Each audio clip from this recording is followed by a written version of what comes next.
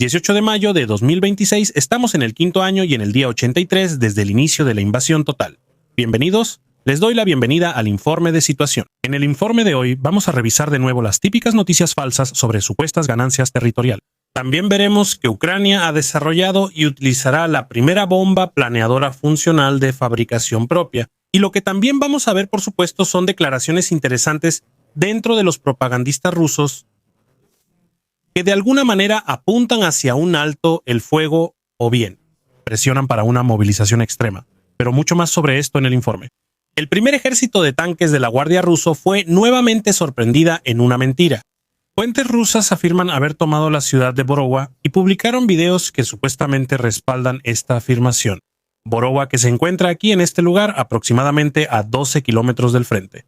Sin embargo, los analistas OSINT identificaron el lugar real en el video. Se trataba de Kolomicha, o sea, prácticamente otra localidad completamente diferente que se encuentra aquí a 26.5 kilómetros de distancia, y esa localidad ya fue conquistada en enero de 2023, y el frente actual pasa aproximadamente aquí, a 8 kilómetros al sur de la localidad.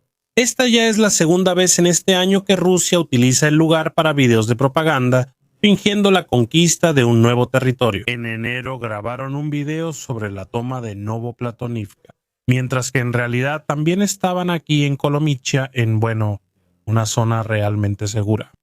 El ejército publicaba frecuentemente videos engañosos como táctica común. Por ejemplo, el 9 de mayo, con la ayuda de un modelo de IA, insertaron imágenes de soldados rusos con banderas en un video, y afirmaron haber conquistado y puesto bajo su control varios lugares al mismo tiempo. La discrepancia entre su propaganda y la realidad es realmente evidente. El ejército ruso bombardea frecuentemente los asentamientos. Siguen atacando con artillería o drones mucho tiempo después de haber anunciado su captura. Ellos mismos pueden imaginar la razón, porque nunca controlaron el lugar. Personalmente encuentro todo esto bastante interesante, y sobre todo que el lugar ya había sido conquistado en enero de 2023 y ahora, más de 3 años después, está a solo 8 kilómetros de la línea del frente, o sea, más o menos aquí, en esta línea. 8 kilómetros en 3 años son aproximadamente 7 metros por día, solo para que se den una idea. Un caracol de jardín típico recorre de 3 a 4 metros por hora. Y eso para una guerra de agresión, por supuesto, es bastante lento. En Perm, donde una refinería fue reducida a escombros, ahora ha llegado una unidad especial de las Fuerzas de Defensa Aérea rusas, que se supone debe volver a controlar la situación, donde las unidades regulares ya se habían dado por vencidas hace mucho tiempo.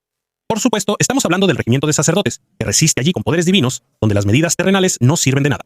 Por cierto, no es la primera vez, aquí están durante la extremunción en Proletarsk, después de que los llamaron para combatir incendios. Y esto no es una broma, pero el regimiento es muy versátil. No solo pueden obligar a los drones a tomar un nuevo rumbo, sino también bendecir armas, así que, como aquí, no sé, causar daño sagrado o algo así. En sí, los capellanes militares, sobre todo en el mundo occidental, hacen un trabajo bastante bueno.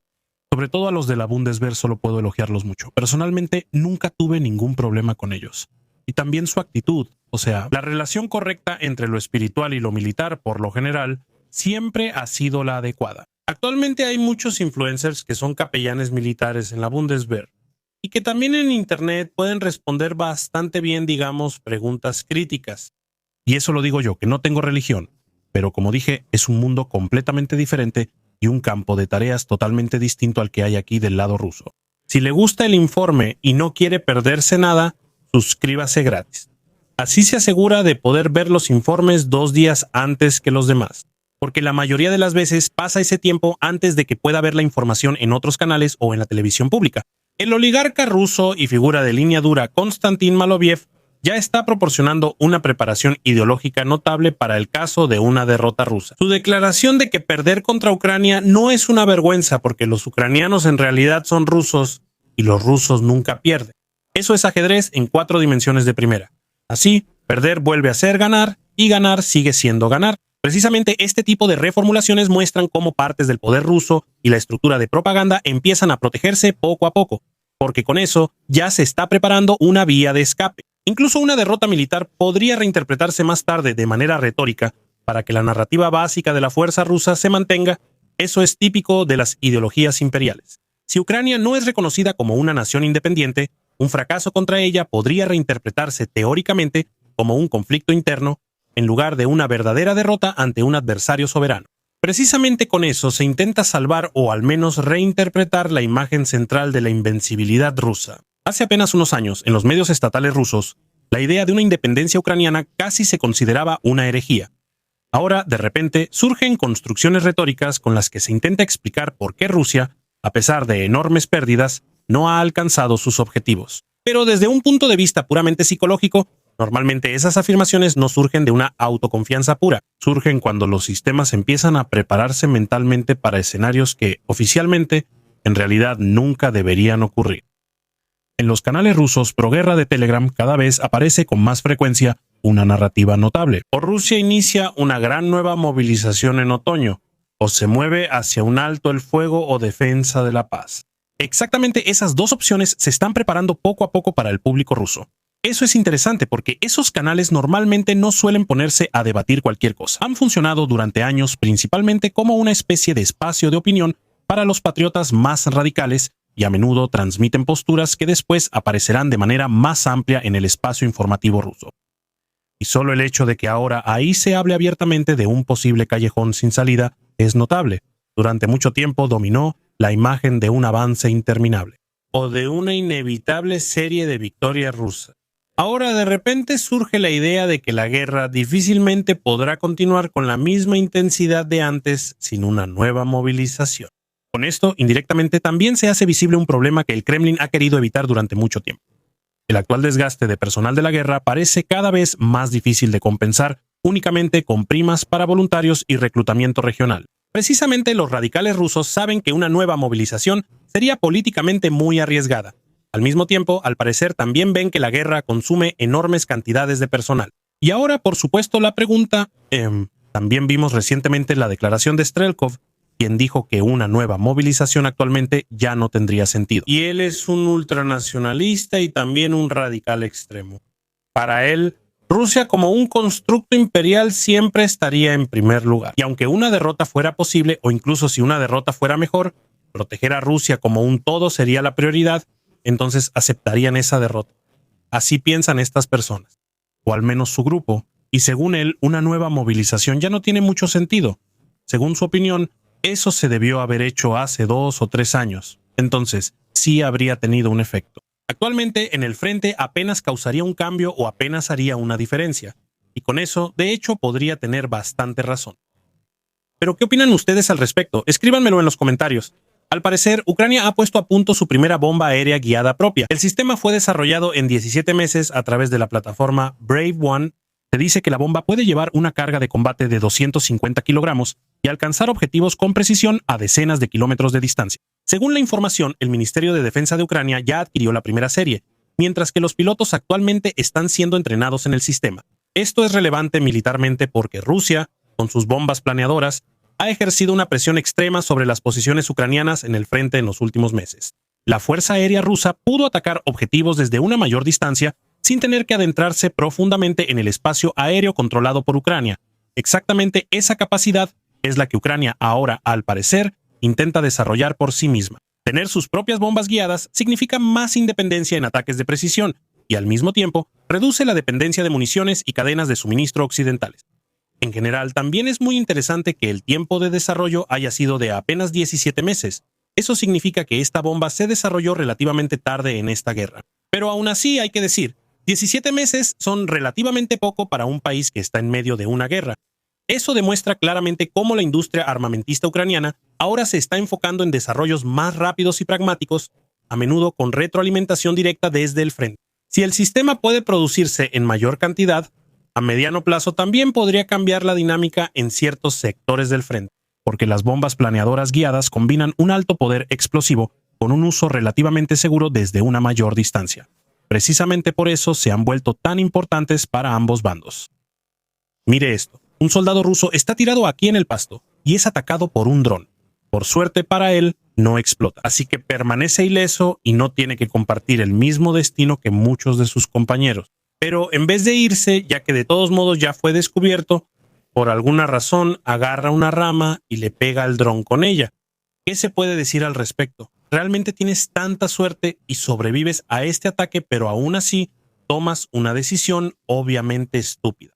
La propagandista rusa Margarita Simonian afirma abiertamente que Rusia sigue llevando a cabo solo una operación especial en Ucrania, mientras que Europa ya ha comenzado una verdadera guerra contra Rusia. Al mismo tiempo, ella amenaza diciendo que Putin podría decidir en algún momento realmente hacer la guerra contra Europa. En ese punto, no deberíamos sorprendernos en absoluto. ¿Qué está haciendo esa señora otra vez en la televisión? Quiero decir, ella es la editora en jefe de RT y en realidad prometió que si su esposo muriera, se ofrecería voluntariamente para la operación especial. Y él, como sabemos, ya lleva muerto un tiempo. Entonces, ¿por qué no cumple su promesa sincera? ¿Qué nos dice eso tal vez? Quizás sobre RT o los otros reporteros de este lado. Eso lo pueden responder en los comentarios, pero independientemente de cuán verídica sea una declaración de RT, afirmaciones como estas muestran cómo el tono en los medios estatales rusos se sigue radicalizando. Europa ya no se presenta solo como un aliado de Ucrania, sino cada vez más como un enemigo directo de Rusia. Justamente con eso, el Kremlin intenta expandir ideológicamente la guerra y preparar a su propia población para un conflicto a largo plazo con Occidente. Lo interesante de esto es sobre todo el nerviosismo detrás de la retórica. Rusia ya había apostado desde hace mucho tiempo a que Europa siguiera siendo militarmente débil y que el apoyo a Ucrania eventualmente colapsara. Pero en cambio, cada vez más está ocurriendo lo contrario. Altos gastos en armamento, nuevas capacidades de producción, estrecha cooperación militar y una orientación de seguridad mucho más fuerte por parte de muchos estados europeos. Precisamente por eso, en los medios rusos aparecen cada vez más amenazas y escenarios de escalada. Buscan disuadir, generar miedo y fomentar dudas dentro de Europa. Porque desde la perspectiva rusa, una Europa unida, militarizada y armada sería a largo plazo uno de los mayores problemas estratégicos posibles. En el fondo, la retórica muestra algo completamente diferente. Moscú se da cuenta de que la guerra no solo ha cambiado a Ucrania, sino también a la propia Europa. Y después de las últimas elecciones en Hungría y la adhesión de 2 países a la OTAN, afortunadamente también en la dirección correcta.